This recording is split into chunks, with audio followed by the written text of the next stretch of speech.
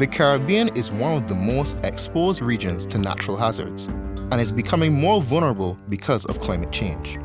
In 2017 alone, Hurricanes Irma and Maria amassed billions of dollars in damages around the region, leaving a devastating impact on infrastructure, the economy and ecosystems, as well as loss of human life. The Canada Caribbean Disaster Risk Management Fund was designed to support community-driven projects that seek to enhance disaster resilience in various thematic areas, including improved emergency communication systems, food security, and ecosystem-based disaster risk reduction. Well, as we know, natural disasters is definitely an issue for this region. It's here, and we're all concerned about it. So we've been always investing in natural disasters management and preparedness from a long time ago.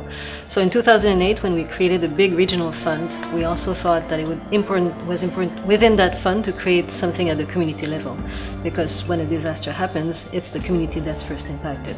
So we created that fund, which is a responsive fund that was implemented in over 11 countries in the region. As I said, it's responsive, so we received a lot of proposals for a number of projects around the region.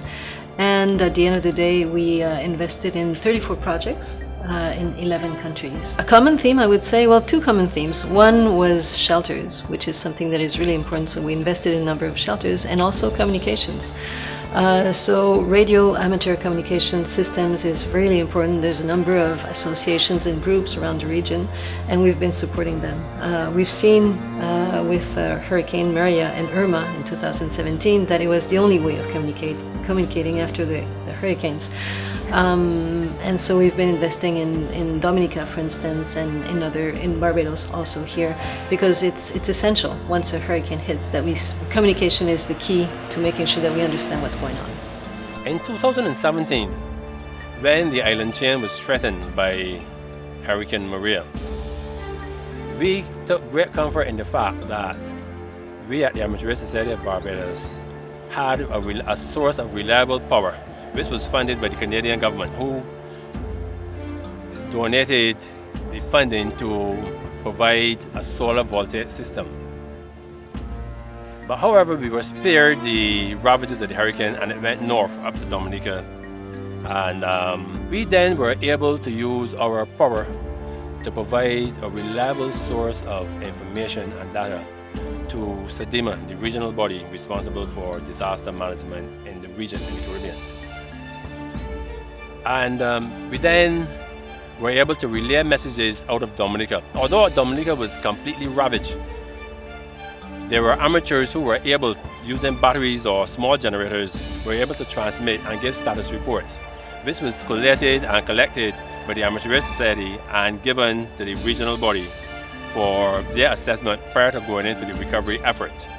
We at the Amateur Society will be here to provide emergency communications to the wider Barbados and the outside world in case there are any events of disaster, whether it may be a hurricane, earthquake, or otherwise. The lessons learned are that we at the Amateur Society should have involved more schools, the church, and community organizations from close proximity to the Amateur Society to be more involved to seeing how the solar system is set up and how it works. The next steps have already begun. Before, this club was mainly a men's club, but on the advice given from the funding, we should at least have more women involved, and we have begun that process, and there are now women included in this class that are presently being conducted. Disasters and climate change can pose significant risk to food security. In Guyana, indigenous and remote communities are often among the most vulnerable to this threat. These projects in both countries have targeted indigenous communities because they are hardest to reach, and try and help them to be more resilient in the case of Oweda in terms of food security, to be able to be self-sustaining in terms of producing their own food. And this has been such a successful project that not only have they been able to produce food for themselves, but they've also been able to become entrepreneurs and sell their food. So it's a great women's economic empowerment project, which is not the original plan for the project. This was our dream to have a cassava processing business, right? So we all started off with a thatch roof made out of Ita leaf, and this was where we started with the grater, the matapi, and this is what we wanted to do for our community then, to sell farine, to sell cassava bread, to sell cashew, you name it, whatever product came from cassava. If the people can be involved more, the youths can be involved more into this, of course they need motivation, and the motivation would be market for their produce. And this factory is the way forward. Okay, that would be a real motivational factor. As soon as they have the raw materials, the factory is functioning, then there is also opportunity for the young ladies to work in the processing aspect of it, and in the administrative aspect of it. You know, it will grow into a big business. You know, this will involve packaging, marketing, all these aspects. And these young people can lead from there on. We have a young leader who is the project manager, and she's a very good example of how things can go in the long term. Okay, another challenging aspect here was me being appointed as the project coordinator, and I am very young then into this project, and it's a very big project for me to manage, and the leadership, the role I had to play in here was very challenging for me because these ladies are older than me, and there were times when I felt that these ladies are older than me, how can I manage and how do I get the support? But fortunately these ladies supported me. They encouraged me instead of discouraging me. They encouraged me to take up responsibility, and they look forward to working with me as always. The long-term benefits of this project here, youths are now being employed to the plant. The ladies, they work on a rotating shift, so there are more job creations, more employment for ladies, young people as well. Based on our profit, we can now give back something to the community in terms of fund or in kind. Take for example the health facility, the school. We can now contribute or distribute to single parents the end product, to the school feeding program.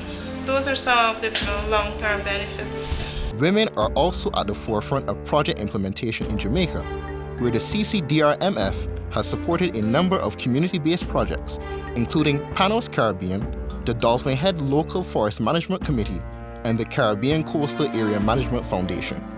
Canada has been a long-standing and steadfast partner of Jamaica when it comes to development assistance at the national level as well as at the community level. And Canada's support through the Canada Caribbean Disaster Risk Management Fund is no exception. There are a couple of important factors that allowed the success here in Jamaica of the utilization of the fund. One is that Jamaica has a well-established local government system that supports social development at the community level. So that's one element of success. The other is that what is particularly good to see in Jamaica is the number of female community leaders who have successfully led and overseen the initiatives. Of course, with Canada, there's a common understanding that gender equality is the key to ending poverty. Women who lead community initiatives such as these, they actually gain greater confidence as they become and are seen as change agents. Jamaica, through this fund, has benefited from a wide range of initiatives, everything from improving emergency preparedness for people with disabilities to mangrove restoration and better agricultural practices. And how terrific that all these initiatives were led by wonderful women. Panos Caribbean has been working to help empower the most marginalized and vulnerable persons to assist with the development of improved emergency communication systems. The project was designed to reduce the vulnerability of the disabled population in 3 communities: Gregory Park, Waterford, and Bridgeport in Portmore St. Catherine. The project was aimed at increasing disaster preparedness, relocation, and evacuation, specifically for the needs of the physically deaf and blind persons. There was also an early warning system and an evacuation plan that was implemented under the project. Personally, let me speak on behalf of the persons with disability in Portmore that I represent. So a number of persons brought into the project, and of course we were grateful at the beginning, didn't know what to expect. We knew about disaster, we knew, but coming into the project, it was really eye-opening for us. The stimulating exercise, after learning of the project and how it's going to impact life, because a lot of persons at the time stay away from these things because they don't want to leave their home, they don't want to, so we were happy that we were educated, on knowing how to respond, in disasters, management and all that. We are grateful that now we know in Portmore that there is a shelter retrofitted for us. So of course, even when a little rain through, everybody come over because they know that the accommodation is there.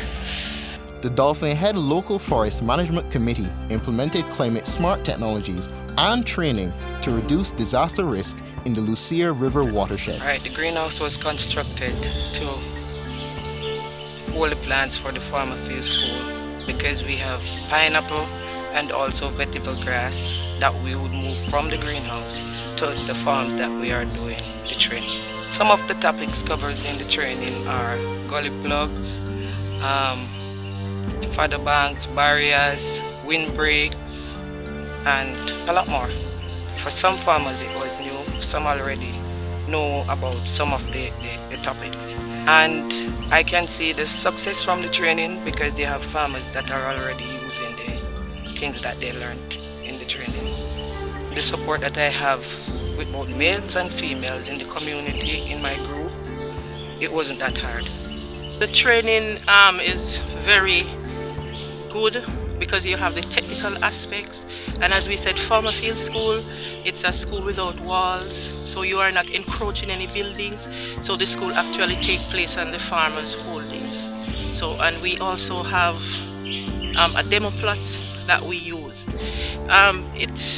The school really look at the biophysical and also the economic aspects of it. So how will the farmer benefit from learning about taking care of the environment, putting in different things on their farm to help them and also to apply them to daily life. So it is, very wide and very good. It's beneficial, and to know that persons already knew of some of the steps that they were doing only because the names that you use, so they would do different things.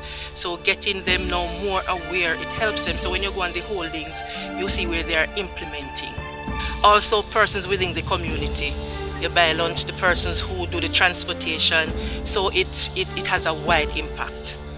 Social, financial, educational, the schools, children, some teachers.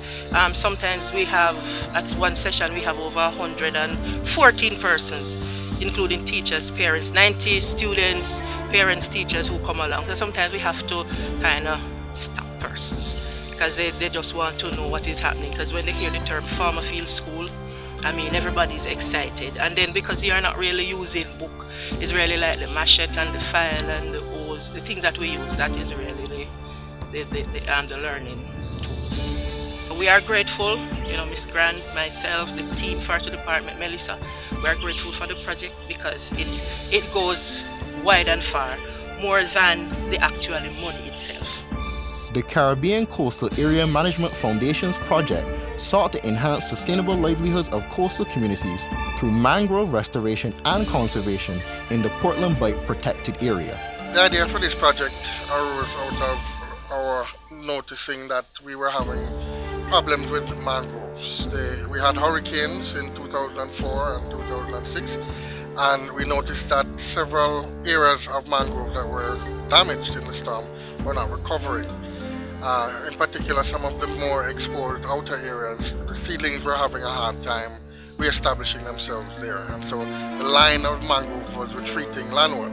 So we came up with this project to try and replant mangroves in those areas, to try and stop the loss of those areas of mangroves. We've learned a lot about what needs to be done to hold the line against mangrove losses. Number one, when you have an incident like a hurricane, you really do need to respond very, very quickly if you want to have a hope of saving the sediments, because those mangrove roots are very, very vital for keeping those sediments. And you'll find that if you're unable to protect them or replant within a few months, those sediments will begin to erode away and your seedlings will have trouble establishing themselves after that. The other thing we learned, of course, is that once that starts to happen, you really will need to replace sediment in some areas. You may need to create different types of armoring, but you really have to focus your work on stabilizing sediment as opposed to simply replanting, because the mangroves, once you put in place the proper protection for the soil, the mangroves will come back on their own. You just need to focus your efforts on stabilizing the sediment. I think there's been many studies over the years demonstrating the value of having healthy mangrove stocks, especially when you live in vulnerable coastal communities. And so, there is poor quality housing in high-risk zones. These areas would definitely benefit from having more mangroves, and trying to ensure that the outer limit of the mangrove is preserved would be an important lesson for us going into the future. We have climate change influences. The more we know about how to keep these mangroves alive, the better for these communities in the long term. Portland Bight already has the largest area of mangroves left in Jamaica. It's really important that we preserve these, especially for the communities that are there. And since these projects, we have had increasing awareness among the people in the communities of the value of these mangroves. They've seen the work that we've done in their communities and in areas nearby, and they understand, just by asking questions, they've come to understand why we're doing it and the value of it. So I think it's changing people's attitudes towards mangroves in general that will work well for us long term. Well, as a conservation officer, it has benefited me a lot because I learned the importance of the mangroves and the different species of mangroves. Doing patrols every day, I usually see the fishermen cutting down the mangroves, using it as beating stick. After the training, being more aware, I stop them and also inform them of the responsibility of themselves and the mangrove, so they should help us protect it. And some of them listen to us and take the warning, but some do not. But for the ones that do not, we just be strict on them. And the others, we ask them to help us to help protect the mangroves. Yes, the fund is drawing to a close, but hurricanes and natural disasters will not finish, unfortunately, in the region. In 2017, after the hurricanes, we put together at the CARICOM UN conference in New York, we pledged $100 million to help the region. So that $100 million is now being implemented. Some of it for regional projects. For instance, we're helping CDMA, especially on the data side and information management, because information is so essential for the region. We're also building schools, resilient schools, in rebuilding schools and renovating schools in Dominica, and also helping on the financial side of the equation, which is extremely important. So we just launched a few weeks ago a big project with the World Bank, a $20 million Canadian project with the World Bank, where we will help the countries manage some agilities within their national budgets to help respond to and have liquidities once the hurricanes hit. The Canada Caribbean Disaster Risk Management Fund is coming to an end. But the threat of natural hazards to the Caribbean continues, with average global temperature reaching approximately 1 degree Celsius above pre-industrial levels. Ocean heat content is at a record high, and global mean sea level continues to rise. We are still not on track to meet climate change targets and rein in temperature increases. The fund has allowed for improved disaster preparedness and mitigation among vulnerable communities, creating sustainable solutions to the adverse effects of extreme weather events. The success of the Canada Caribbean Disaster Risk Management Fund proves that the implementation of disaster risk reduction strategies at the community level can have a significant impact on building disaster resilience and combating the threats of climate change.